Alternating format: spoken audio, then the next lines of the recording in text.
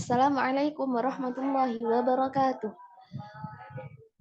Kami dari kelompok 8 akan menjelaskan tentang pengelolaan lingkungan belajar.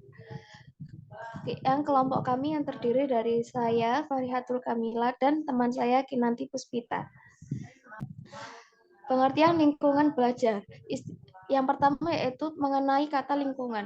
Istilah lingkungan dalam Kamus Besar Bahasa Indonesia diartikan sebagai suatu daerah atau tempat serta seluruh bagian yang ada di dalamnya, yang ada di sekitar manusia dan dapat mempengaruhi perkembangan kehidupan manusia. Sedangkan arti dari kata belajar merupakan suatu proses perubahan yang terjadi pada pribadi manusia yang mana perubahan tersebut ditampakkan berupa peningkatan kualitas dan kuantitas perilaku, seperti peningkatan pengetahuan, peningkatan sikap, kebiasaan, keterampilan, kecakapan, dan lain-lain. Belajar merupakan unsur yang sangat penting dalam semua jenjang pendidikan. Lingkungan belajar itu merupakan segala sesuatu tempat dan kondisi yang dapat mendukung pembelajaran. Lingkungan belajar juga merupakan segala sesuatu yang dapat berhubungan dengan tempat proses pembelajaran itu dilaksanakan. Lingkungan ini mencakup dua hal utama, yaitu lingkungan fisik dan lingkungan sosial. Kedua aspek lingkungan tersebut harus saling mendukung dalam proses pembelajaran, sehingga peserta didik merasa betah di sekolah untuk mengikuti pembelajaran secara sadar, tidak karena paksaan atau tekanan. Jenis-jenis lingkungan belajar yang pertama yaitu adalah lingkungan keluarga. Lingkungan keluarga berperan memberi pelajaran pada anak saat di rumah. Orang tua merupakan peran yang paling penting dalam proses dan hasil belajar anak. Lingkungan belajar di rumah atau keluarga dipengaruhi oleh dua faktor, yakni cara orang tua mendidik dan suasana rumah. Karena cara orang tua mendidik di rumah itu bisa mempengaruhi hasil belajar anak di sekolah. Begitupun dengan suasana yang ada di rumah. Lingkungan sekolah. Lingkungan sekolah merupakan tempat di mana siswa itu melakukan proses pembelajaran.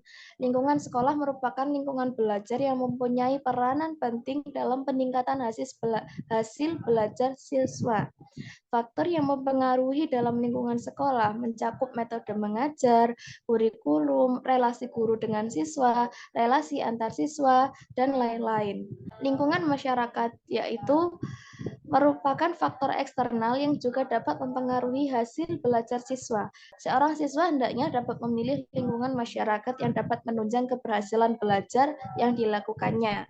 Faktor yang terdapat dalam lingkungan masyarakat meliputi kegiatan siswa dalam masyarakat, teman bergaul siswa, bentuk kehidupan masyarakat, dan lain-lain. Fungsi lingkungan belajar. Lingkungan belajar sangat membantu siswa dalam menambah pengetahuan dan ilmu, peningkatan wawasan, dan daya pikir siswa. Lingkungan belajar akan menjadi kondusif bila adanya kerjasama yang baik di antara komponen lingkungan belajar. Lingkungan belajar sangat mempengaruhi pada satu, dapat meningkatkan gairah belajar pada peserta didik. Yang kedua yaitu meningkatkan keaktifan peserta didik dan keefektifan belajar. Yang ketiga, memberikan stimulasi siswa untuk berkonsentrasi. Dan yang keempat, yaitu menumbuhkan motivasi atau sikap dan daya bersaing dengan teman sebayanya. Materi selanjutnya yaitu Selanjutnya yakni tentang prinsip penataan kelas.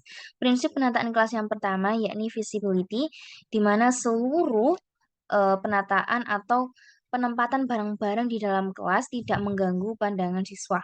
Yang kedua yakni accessibility, di mana peserta didik dapat dengan mudah menjangkau alat dan sumber belajar. Nah, selanjutnya prinsip yang ketiga yakni flexibility, di mana prinsip ini barang-barang di dalam kelas harus mudah ditata dan dipindahkan serta disesuaikan dengan kegiatan pembelajaran.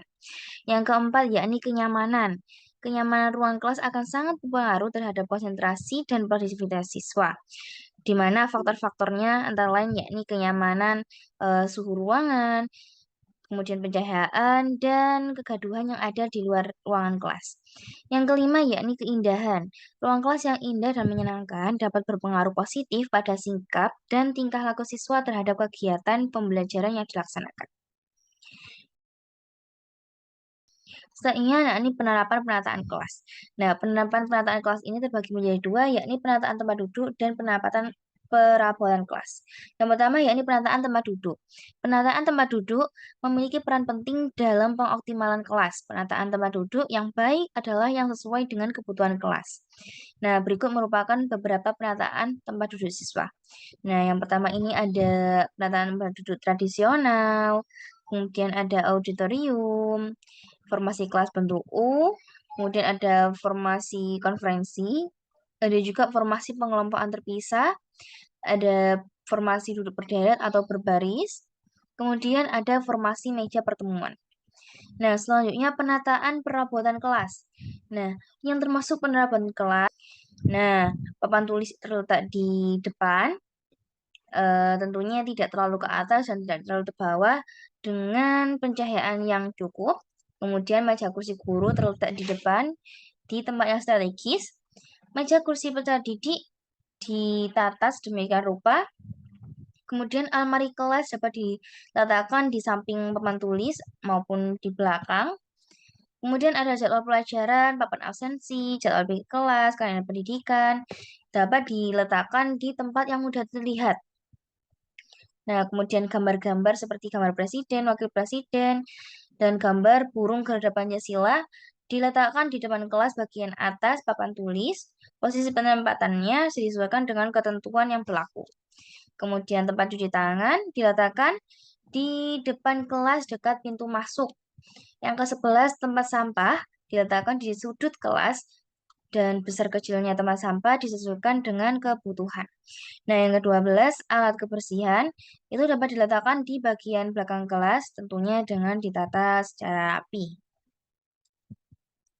Bagi teman-teman semua, berikut merupakan penjelasan dari kami mengenai pengelolaan lingkungan belajar. Kurang lebihnya kami mohon maaf. Kami undur diri. Akhirul kalam, syukran kasiron. Wassalamualaikum warahmatullahi wabarakatuh.